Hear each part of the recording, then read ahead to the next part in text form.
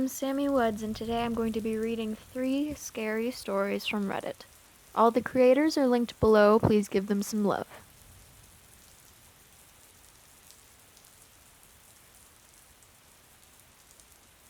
Jarrett's Dirge by Erutious. Everything changed the day that Jarrett Ray killed himself. He had been a YouTube star, an internet darling, and his life had been a TV show ever since he picked up a guitar.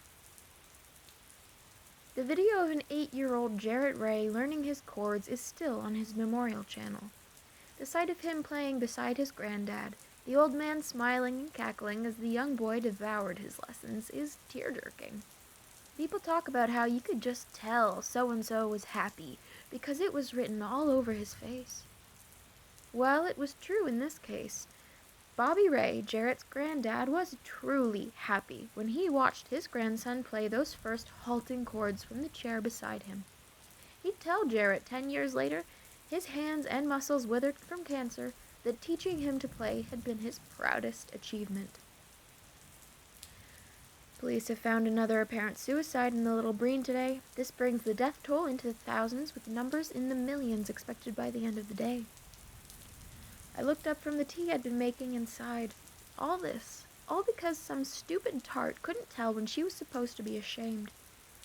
I had been watching the reports come in all day. After the video had gone viral, it was all anyone could do to keep up with the death toll. All this over a song, I thought. All this because someone wrote a song. But it was more than a song, wasn't it? He'd won his 5th grade talent show, his 6th grade, and his 7th grade as well. By the time he was in 8th grade, the administration had simply let him close the show. Every year he wrote a new song just for the occasion, and many of them made their way onto his albums after he was discovered. During the interviews they did for the documentary, his classmates spoke about him with tears in their eyes. They said there would never be anyone like Jarrett, that when Jarrett sang, it was like he was singing just for you. Like he was the only other person in the world. The numbers are only now starting to solidify. 750,000 deaths worldwide, with another 5 million expected by the end of the day. This is a global crisis, and the numbers are only just beginning to come together. Of the nearly 7.5 million people worldwide who watched the video, only those reported to have been discovered dead.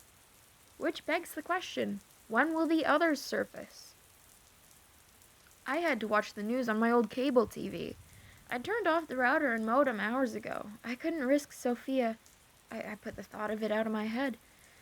If she couldn't get on her tablet, she'd come out here. There would be no reason for her not to. She'd been home with a fever today, so she slept through most of the news reports. Some small part of me was glad I had managed to cloister her. If she had been at school when the video had gone live, oh no. Jarrett had started his rise to fame, as many did at the time. He recorded himself singing, playing the guitar, and posted it to YouTube. It was a moderate success. The people from his hometown pushed his numbers a little, but he never rose above a few thousand views. When they announced YouTube Talent, an invitation for YouTubers to send in their best to try and get discovered, he submitted his video and found the audience he'd been seeking. The adoration he'd found for his music at school was multiplied by 1 billion, and from there, the sky was the limit for Jarrett. His music touched people, made them discover things they never knew they'd lost. I can remember fondly when one of his songs would come on the radio at work. For the 2 or 3 minutes that he sang, it was as if no one could have a bad day. No one could be in anything less than a fantastic mood, and the world was just a little brighter while he was in it. He was our songbird. But we ultimately took him for granted. Deaths have reached a catastrophic level. 3 million people dead, and somehow the views just keep rising. The death toll is now expected to be somewhere around 250 million before the end, as people go to see what all the fuss is about. News outlets are begging viewers not to indulge their curiosity as the video has been confirmed to have nearly 100% kill rate thus far. He met Crystal while guest hosting Saturday Night Live. She had a track record for loving and leaving influentials, breaking their hearts and taking their money if they were dumb enough to marry her. She seemed to have her eyes set on Jarrett. Their love affair was one for the tabloids, a string of fights and make-ups, and public declarations of love or anger. She wanted to be a musician, it seemed, and even her middling talent couldn't pull down his star. She appeared with him on several albums, came on stage with him at concerts, but at the end of the day, it was Jarrett they all came to see, and she knew it, hated it. She was a 24-year-old time bomb who was about to destroy the world with her need for attention. When she left him after 5 years together, the world sighed with relief.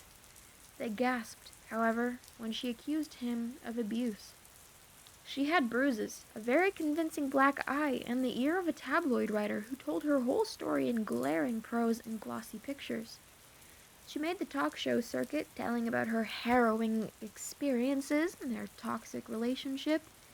Eventually, Jarrett was called upon to defend himself in the court of public opinion. It was crap, he claimed. She had left because she had ultimately gotten everything out of their relationship that she could, other than his name. He was tired of putting up with her tantrums and her public spectacles, and was ready to move on with his life. Their relationship was not a sustainable one, and he was looking for more than someone to make bad press with. They had drifted apart, and it was time for them to move on with better things. He was reasonable and adult about the whole matter, but people don't want reasonable, not even from a media darling like Jarrett. She cried and pouted while he sat and reasonably explained, and the audience ate their daily dose of drama. We have reports of a group of students on the roof of a high school in Des Moines, unresponsive to verbal commands, and they are ignoring police as they... Oh my God, they've jumped.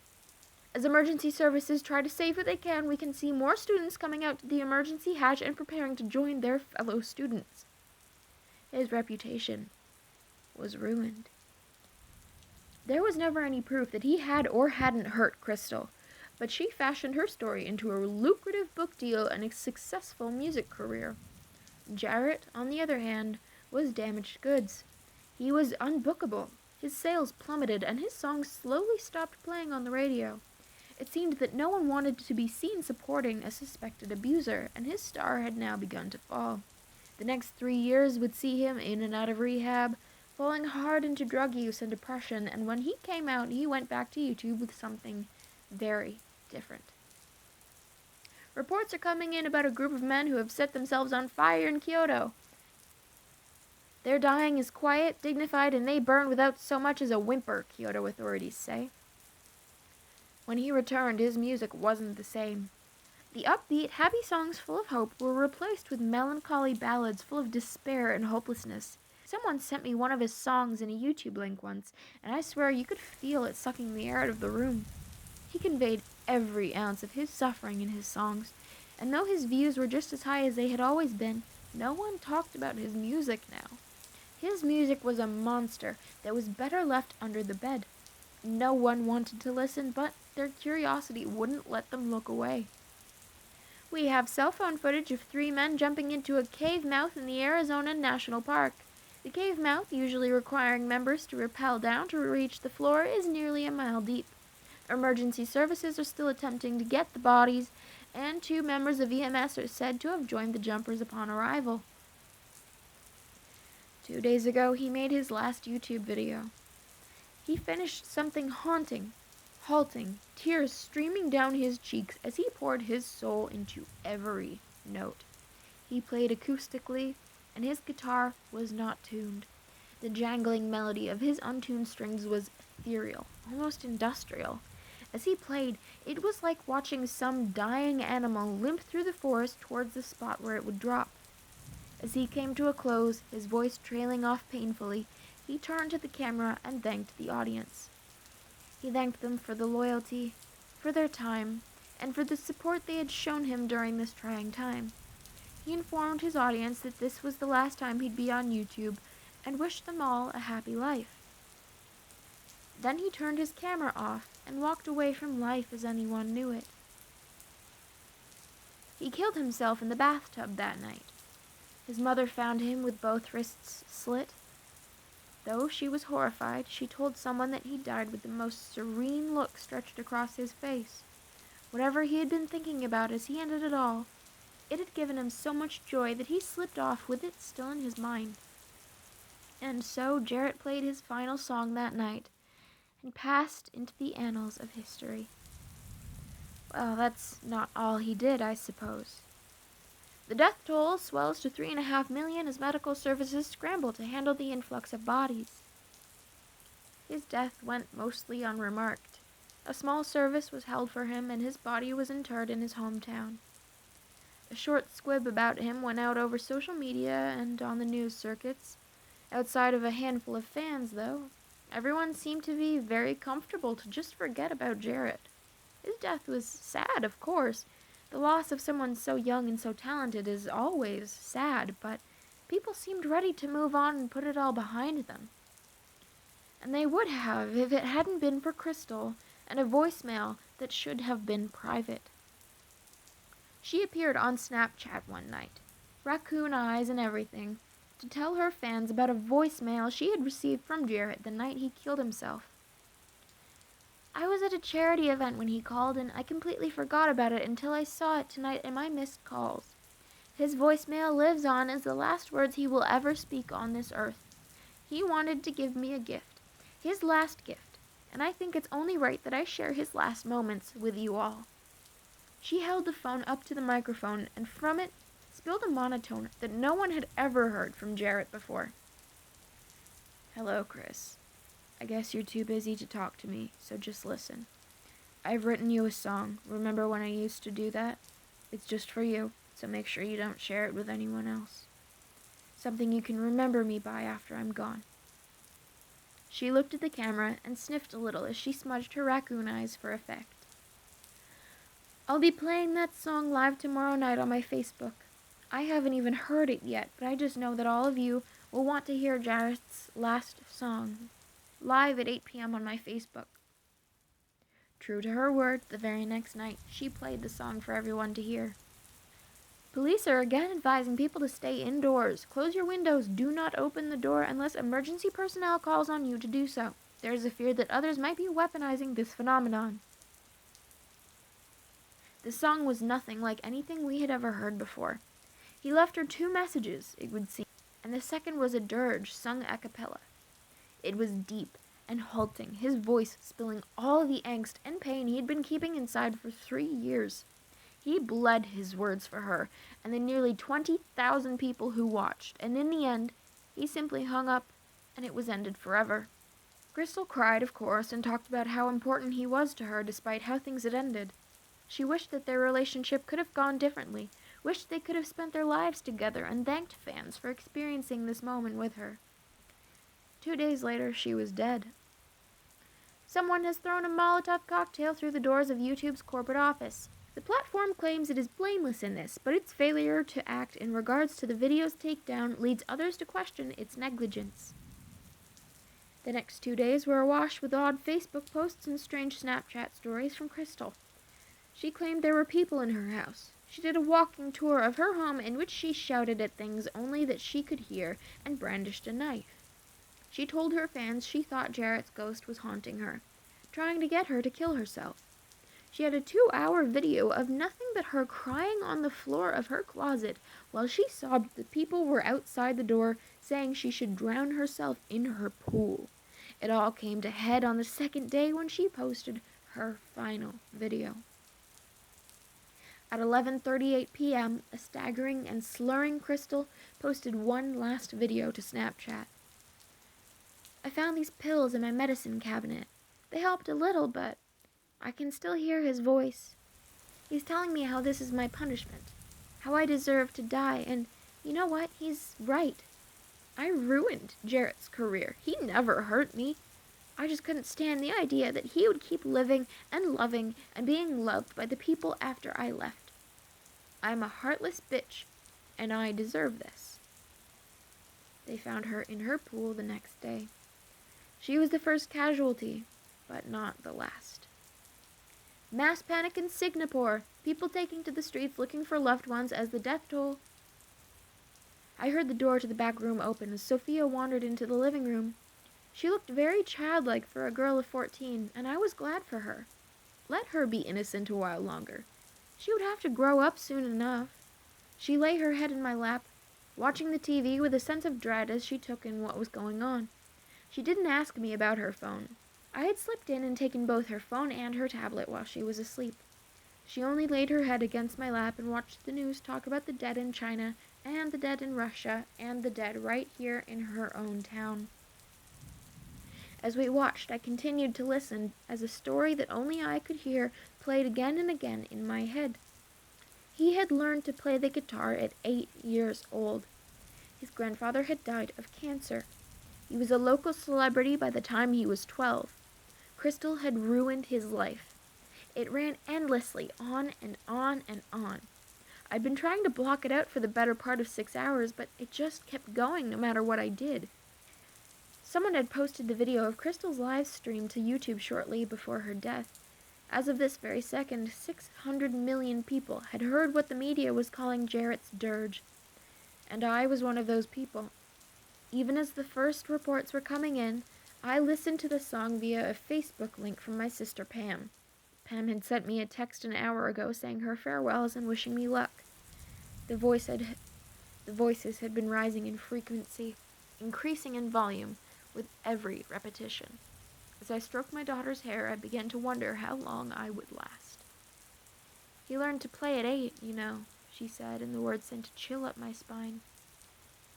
"What?" I asked, looking down at Sophia as she lay watching the steadily increasing death toll. "His grandfather taught him to play the guitar at 8 years old. He told him on his deathbed that it was the proudest moment of his life." "Mom, I'm scared. How long is this going to last?" My stroking hands felt clammy as they slid over her straight hair, and as she waited, I realized that I had no answer for her. We were two amongst millions, and we would see how long it took before the dirge had had us as well.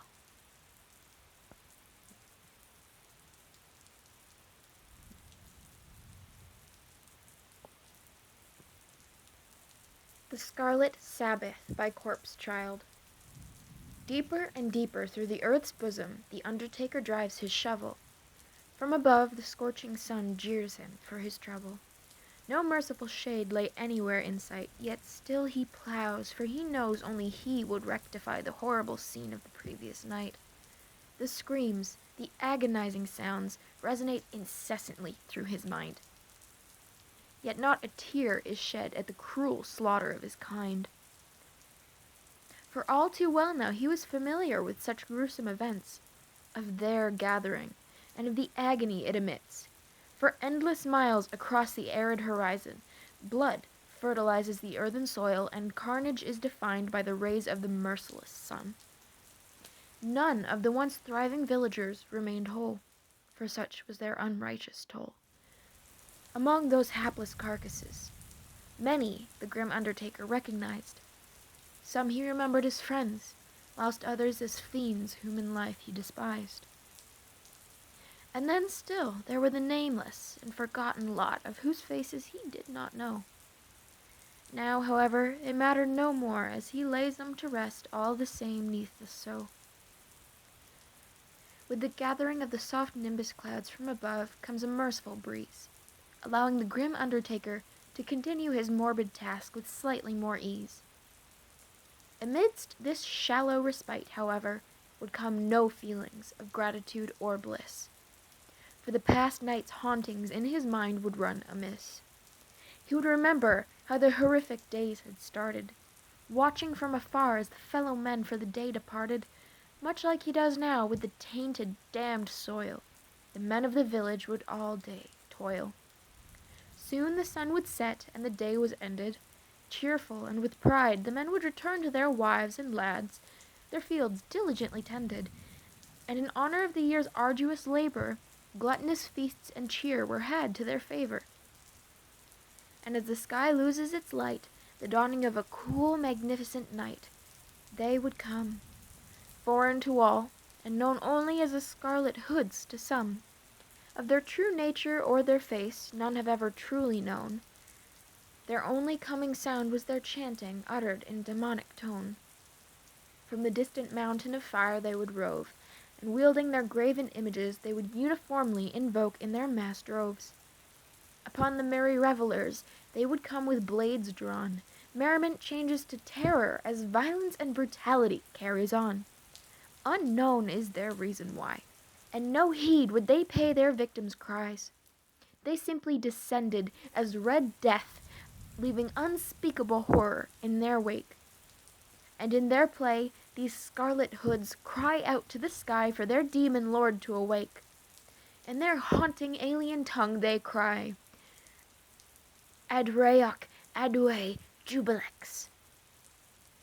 Their call is mixed with screams while blood bursts in a skyward vortex, and to cinders their homes and the monuments are razed, leaving naught but smoldering rubble with smoke pervading as a toxic haze. At last, when all is silenced and the merry gatherings are no more, they would prostrate in the spilled blood and bear their images aloft as they would many times before.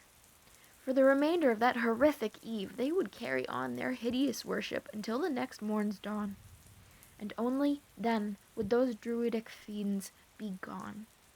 And thus he, this lone, grim undertaker, would begin his labors, to plow all through the day, laying the once thriving and merry villagers in shallow, worm-riddled craters. Why he persisted in his deed is a question he himself could never answer. Could it be because of his persistent labors that they, in some fashion, found him in some favor? For indeed, he it was, and he only, that they ever spared. Why was this? He's also never known, and soon lost the will to care. Thus he continues to plow, ignoring the sweat and tainted earth upon his brow, finally his grave task completed. Buried was the last child of the village, now desolate and depleted. He took no pride in the accomplishment of a task of proportions so mammoth, for as the night came again, bringing with it the rain, he knew it would be all too soon that they would come again, their scarlet Sabbath. While he knew not where or when, this and only this was certain: they will come again. The Pigs by jjlongnut. My wife and I started a business a few months ago. We bought 3 acres that had an old building on the property, which was perfect for the restaurant bar we wanted to make. We had the parking lot at the front and a large dining area in the back that led to a forest. We only had one problem. Our next-door neighbors were dead. That is, we started our business next to a cemetery. That's probably why the land was so cheap in the first place. My wife wasn't too fond of the idea at first, but I convinced her that it was worth the risk. And it was. My wife makes the best pulled pork barbecue sandwiches, potato salad, coleslaw, and sweet tea in town. And within a month, we've had to hire more people to keep up with the demand. Her father recommended that we raise some pigs in the back of the property. He said it would be a good idea to eventually use their meat for our sandwiches. Push come to shove, we could also sell them if we decided they're too much to deal with. I certainly didn't think it was a bad idea, so I bought 10 of them from him. We built a fenced-in area that spanned an acre, and I'm glad they have enough room to roam around. I'd hate for them to spend their lives cooped up in a small space. I went to feed the pigs before opening, and I noticed that one of them went missing. I didn't have time to look for it because I wanted to feed them and open before happy hour. For the rest of the evening, I couldn't stop thinking about our missing pig. "What's wrong?" My wife noticed me looking around as we were closing. "Well," I started. "Please don't get mad, but..." "Tell me." "One of our pigs," I paused, "went missing. I'm not sure where it went. It probably just went into the woods. Stop worrying about it." "Yeah, you're right. He's probably wandering in the woods somewhere." I wish I had told her this earlier. I was worried all night and messed up a few people's orders. Thankfully, they weren't too upset. The next day, I went to feed the pigs before opening for lunch, except this time there were 8 of them left. I had enough time to look around the area. There must be some way they got out, and sure enough, there was a hole underneath the fence near the forest. My wife was right. They did go wandering in the woods. I made a hasty cover with some broken bar stools and went back to open. For the rest of the night, I was relieved to know what happened to the missing pigs. But I'm not going to lie. I was somewhat bitter that I had lost 2 pigs worth of money. For the next few days, things turned to normal.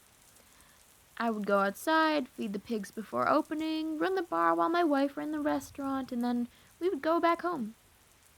The following Thursday, I received some complaints from the customers about a rotten smell coming from the pigs' area. That night we were slow, so while the staff was closing, I went to find out what the issue was. And sure enough, they were right. I smelled something rotten, something putrid coming from the forest. I had a flashlight with me and I slowly stepped towards the hasty barrier I made because the stench became stronger and stronger as I approached it. The bar stools were gone. I came closer and closer to the hole because I heard a swarm of flies, and the stench was at its strongest here. I stood next to the hole and shined my light inside of it. Inside was a badly decomposed head. One half had been eaten all the way down to the bone, while the other half still had flesh that was being eaten away by maggots.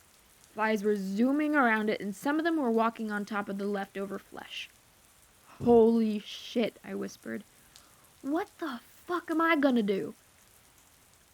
I know I have to do something, fast, before anyone else notices. I went back to the bar to find some kind of gardening tool so I could dig up some dirt to cover the head and also get some kind of mask. I went back with a trowel and a mask on my face and hurriedly tried to cover the head. There's no way I could tell my wife, or anybody. If news of this were to get out, then our business, our dream, would be over. "Everything good? You took a while." My wife was waiting for me at the front of the store. "Yes, everything's fine. Let's go." I wanted to leave. "Are you sure?" She paused. "You look so pale." "I'm fine. Let's go." She flinched. I don't think I've ever seen her do that. We got in the car and drove back home, and she didn't say a thing.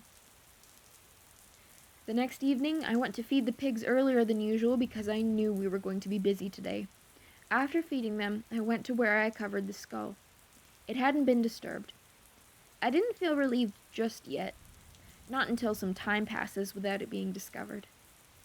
A week passes, and I arrive an hour early to feed the pigs and prepare for Friday happy hour.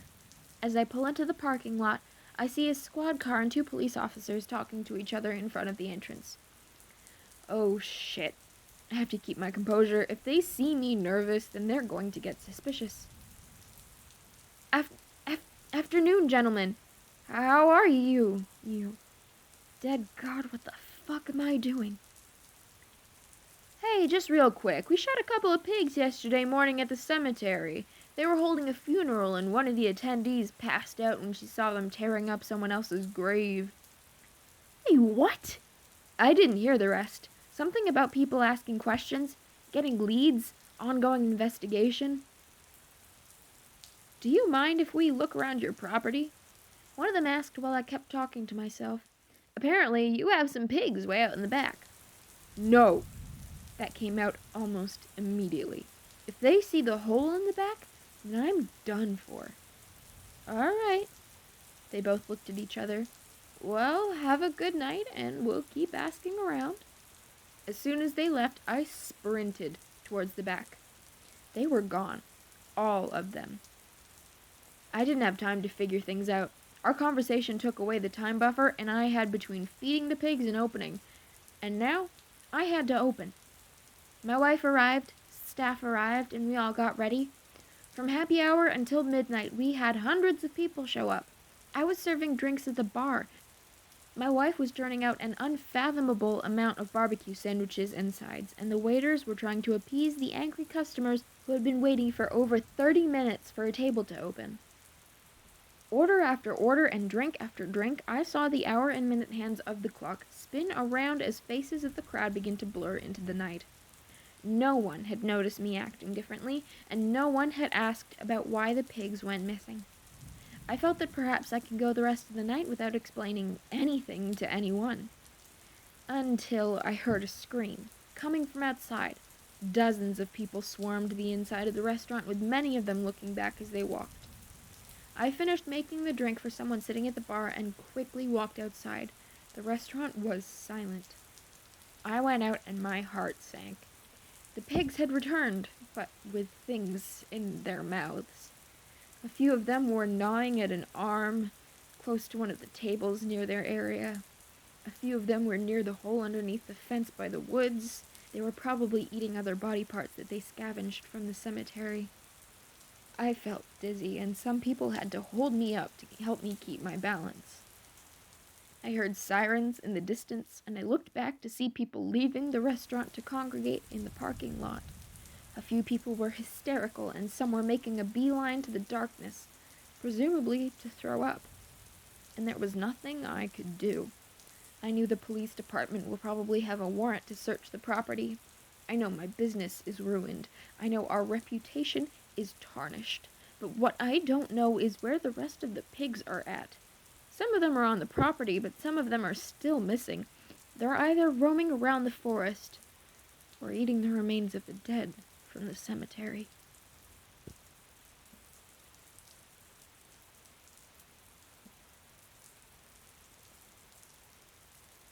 I want to say a thank you to Corpse Child, Erutious, and jjlongnut on Reddit. I apologize if I've mispronounced any of those names, but those are the writers of these wonderful stories. Please go check them out if you can, and give them some love. They are all wonderful writers and deserve some recognition for this. Thank you guys for letting me read your stories, and thank you for listening to them.